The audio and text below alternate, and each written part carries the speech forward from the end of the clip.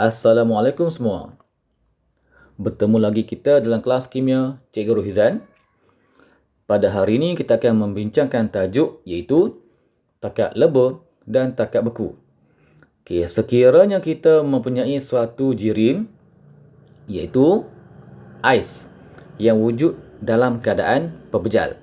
Sekiranya ais kita panaskan, sehingga satu ketika ais akan bertukar menjadi air yang wujud dalam keadaan cecair.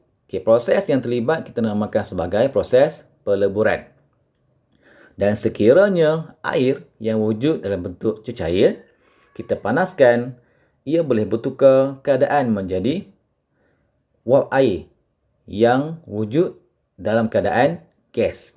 Proses yang terlibat kita namakan sebagai proses pendidihan. Jadi pada hari ini kita nak fokus kepada sekiranya kita memanaskan suatu jirim daripada keadaan pepejal hingga keadaan cecair dan kita plotkan graf. Bagaimanakah bentuk graf yang akan dapat kita lihat?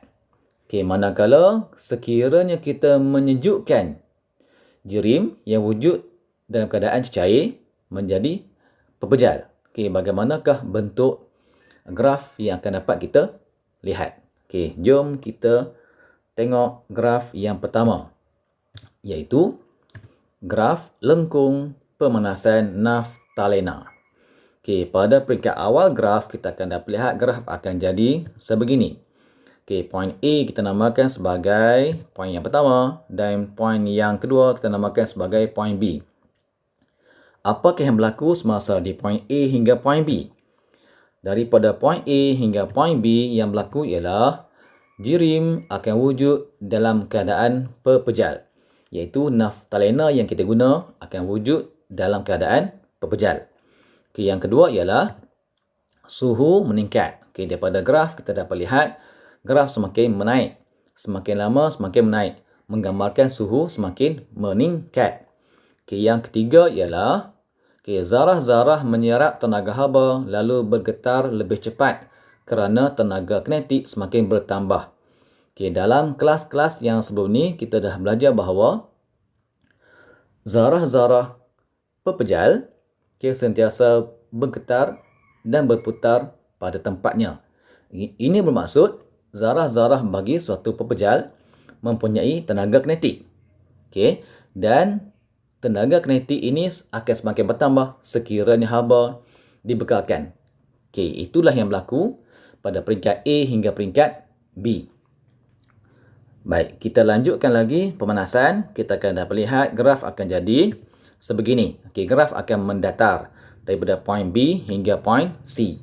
Mendatar bermaksud, graf mendatar bermaksud tiada peningkatan suhu. Apakah yang berlaku semasa peringkat B hingga peringkat C? Yang pertama ialah peleburan berlaku. Dari peringkat B hingga peringkat C akan berlaku proses peleburan. Sekiranya kita ambil nilai suhu untuk peringkat B hingga C, kita akan dapat satu nilai suhu yang kita namakan sebagai takat lebur. Yang kedua yang akan berlaku pada peringkat B hingga peringkat C ialah tiada peningkatan suhu. Kita dapat lihat pada graf mendatar bermaksud tiada peningkatan suhu. Kenapa? Kerana tenaga haba yang diserap digunakan untuk mengatasi daya tarikan antara zarah sehingga pepejal bertukar menjadi cecair. Jadi pada peringkat B hingga peringkat C kita dapat tahu bahawa pada peringkat ini naftalena yang kita guna ada yang wujud dalam keadaan pepejal dan ada yang wujud dalam keadaan cecair kerana sedang berlaku proses peleburan. Kita teruskan lagi pemanasan. Kita akan dapat lihat graf akan jadi sebegitu daripada poin C hingga poin D. Apakah yang berlaku semasa poin C hingga poin D? Yang pertama ialah keadaan jirim wujud dalam keadaan cecair. Jirim wujud dalam keadaan cecair, iaitu naftalena yang kita guna akan wujud dalam keadaan cecair. Okey. Yang kedua yang berlaku semasa poin C hingga poin D ialah suhu semakin meningkat. Okey, kita dapat lihat daripada graf semakin meninggi bermaksud suhu semakin meningkat. Okey, yang ketiga yang berlaku semasa poin C hingga poin D ialah zarah menyerap tenaga haba dan bergerak dengan lebih cepat. Okey, itulah yang berlaku semasa kita memanaskan naftalena. Lengkung penyejukan naftalena. Okey, kita nak lihat sekiranya naftalena dah pun membentuk keadaan cecair. Okey, kita nak sejukkan dia pula sehingga membentuk keadaan pepejal. Okey, naftalena dalam keadaan cair, kita sejukkan agar dia kembali menjadi keadaan pepejal. Okey, bagaimanakah graf yang akan kita dapat lihat?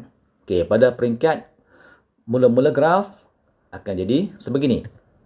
Okey, poin pertama kita namakan sebagai poin E, manakala poin kedua kita namakan sebagai poin F. Okey, apa yang berlaku semasa peringkat E hingga F? Yang pertama ialah naftalena akan wujud dalam keadaan cair. Okey, yang kedua ialah suhu menurun. Ya, oleh kerana graf semakin menurun, bermaksud suhu semakin menurun.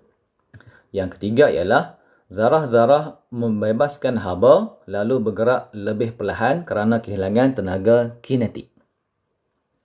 Okey, sekiranya kita lanjutkan lagi proses penunjukan, kita akan dapat lihat graf akan jadi mendatar daripada poin F hingga poin G.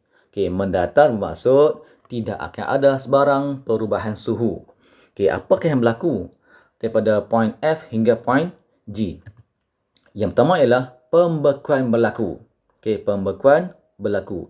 Sekiranya kita ambil nilai suhu untuk poin F, okey, kita akan dapat lihat satu nilai suhu yang kita dapat dan nilai suhu tersebut kita namakan sebagai takat beku.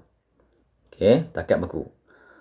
Yang kedua yang berlaku ialah daripada poin F hingga poin G, tiada penurunan suhu. Okey, daripada graf kita dapat lihat, graf hanya mendatar, bermaksud tiada perubahan suhu. Kerana apa? Kerana tenaga haba yang dibebaskan ke persekitaran diimbangi oleh tenaga haba yang terbebas apabila zarah menarik antara satu sama lain untuk membentuk pepejal. Itulah yang berlaku yang menyebabkan tidak berlaku sebarang perubahan suhu. Okey, sekiranya kita lanjutkan lagi proses penyejukan, kita akan dapat lihat graf akan jadi semakin menurun daripada poin G hingga poin H. Okey, apa yang berlaku semasa di poin G hingga poin H? Yang pertama ialah naftalena akan wujud dalam keadaan pepejal. Okey, naftalena telah pun bertukar daripada keadaan cecair, iaitu daripada poin E hingga poin F kepada keadaan pepejal daripada poin G hingga poin H. Okey, baik. Yang kedua yang berlaku daripada poin G hingga poin H ialah suhu semakin menurun. Okey, kita dapat lihat daripada graf semakin menurun, bermaksud suhu semakin menurun. Yang kedua ialah yang ketiga. Apabila disejukkan, zarah-zarah membebaskan haba lalu bergetar dengan lebih perlahan. Okey, itu yang berlaku semasa proses penyejukan naftalena. Okey, bab ini adalah bab yang agak famous dalam SPM maupun ujian dan perbahasan, dan diharapkan pelajar semua dapat kuasai apa yang berlaku di setiap lengkung-lengkung bagi graf penyejukan naftalena dan juga pemanasan naftalena. Okey, selamat berjaya semua. Okey, bye.